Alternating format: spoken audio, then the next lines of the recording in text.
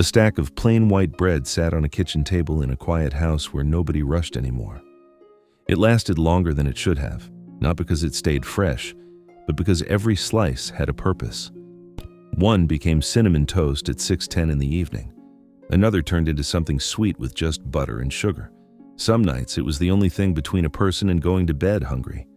These 10 dishes were not planned. They were made in under 2 minutes with whatever was already there. No recipes, no measuring, just habit, timing, and the need to eat something simple without making it a whole event. This is not a list of meals. This is what people made when the day was already over, but the hunger wasn't. Number 10. Saltine crackers and milk. A bowl. A handful of saltine crackers broken by hand. Cold milk poured over the top until everything just starts to float. Some people added sugar, most didn't. This was what you ate when there was nothing left to decide. No stove, no waiting. Just sit down and eat. In the 1930s, this showed up in kitchens because it was cheap and filling. Crackers lasted.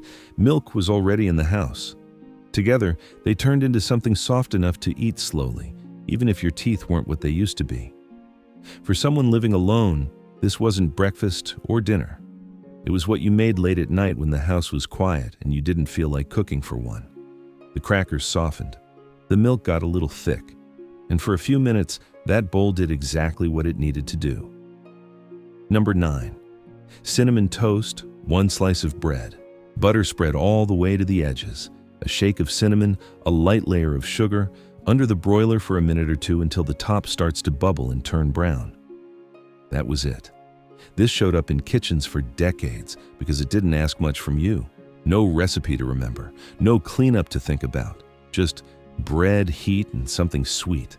People kept making it long after they didn't need to, not because it was special, but because it was familiar. The kind of thing you could make the same way every time without thinking. For someone alone, it filled a small gap in the day. Something warm, something quick, something that made the kitchen feel used again, even if only for a few minutes. You took it out too early or too late sometimes, ate it anyway. Number 8. Bread and butter with sugar. A slice of soft white bread. Butter spread thick enough to hold something. Then, a layer of plain sugar scattered over the top. Some folded it, some ate it open-faced. No heat, no waiting. This wasn't something you planned to make. It happened when you wanted something sweet and didn't feel like doing anything about it. Everything was already there. Bread on the counter, butter within reach, sugar in a jar that never really emptied. In a lot of homes, this showed up in the middle of the afternoon. Not quite a meal, not quite a treat. Just enough to carry you to the next time you had to think about food. It made a little mess, sugar slipping off if you held it too long, so you ate it standing up or over the sink before it had the chance to fall apart. Number 7. Tomato sandwich. 2 slices of white bread. A thick slice of tomato right in the middle. A swipe of mayonnaise, a little salt, maybe pepper if it was nearby. That was all it needed. This only really worked when tomatoes were good, soft, a little messy, the kind that made the bread soak through before you finished. You didn't toast anything, you didn't fix it, you just ate it while it was falling apart. Most people didn't even sit down for this one. You stood near the sink, leaning forward slightly, catching the juice before it hit the floor. In a lot of homes, this wasn't called a recipe. It was just what you made when tomatoes showed up and you didn't want to waste time turning them into something else.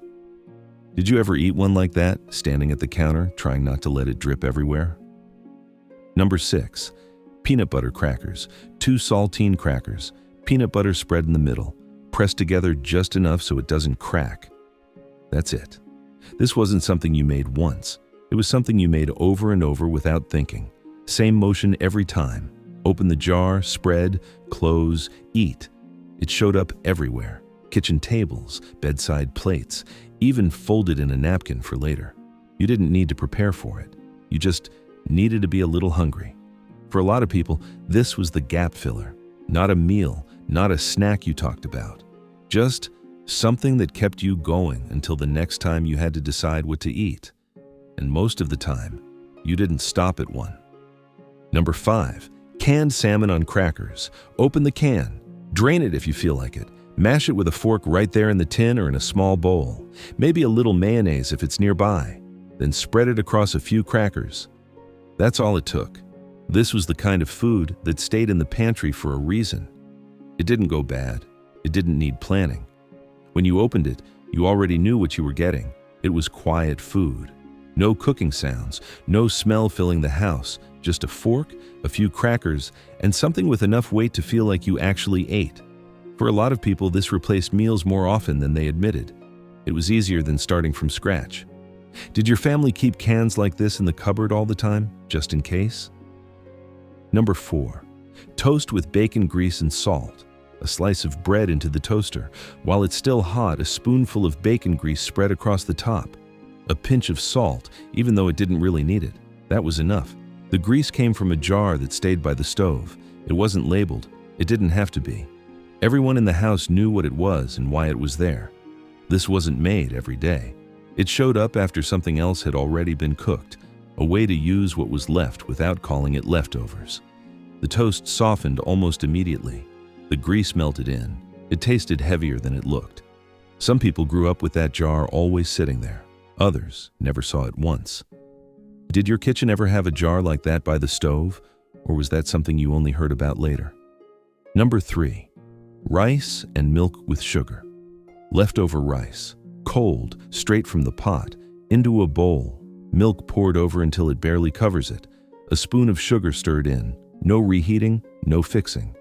This was what happened to rice on the second day. Nobody called it a recipe. It was just what you did, so nothing went to waste. The milk turned cloudy almost instantly. The rice softened just enough to lose its shape. After a minute, it stopped feeling like leftovers and started feeling like something else entirely. It sat somewhere between a snack and something closer to comfort, quiet, filling, and easy to finish without thinking about it. Number 2. Crackers with potted meat. A small can opened with a quick pull. The lid bent back. A soft spread inside, already smooth, already seasoned. You took a knife, or the back of a spoon, and laid it across a few crackers. Nothing else added. This wasn't about taste looking good. It was about something that worked every time. It sat in the cupboard for months without changing. When you needed it, it was ready before you were. The texture was the same from the first bite to the last. No surprises, no effort, just steady, quiet food that did its job. It wasn't something you served to anyone. It was something you kept for yourself. Number 1. Bread and drippings. A slice of bread. Still soft, maybe a little dry at the edges. A spoon dipped into whatever was left from the last time meat was cooked. Beef, chicken, bacon. It didn't matter. Spread across the top while it was still warm enough to move. That was it. Every jar held a different memory. One meal carried into the next without saying anything about it. Nothing wasted, nothing dressed up. The bread took it in fast. Dark spots where the flavor settled, lighter ones where it didn't reach. You noticed it with each bite, even if you weren't thinking about it. This wasn't made from ingredients. It was made from what was left behind. And somehow, that made it feel like more. These weren't recipes people wrote down. No measurements, no instructions. Just small things made the same way over and over because they worked. They showed up in quiet kitchens at odd hours, in between meals that were already too small. Nothing fancy, nothing wasted. Just enough to get through the day without making a big deal out of it. Some of these are still around. Most aren't talked about anymore. But if you remember even one of them, then you already know. It was never really about the food.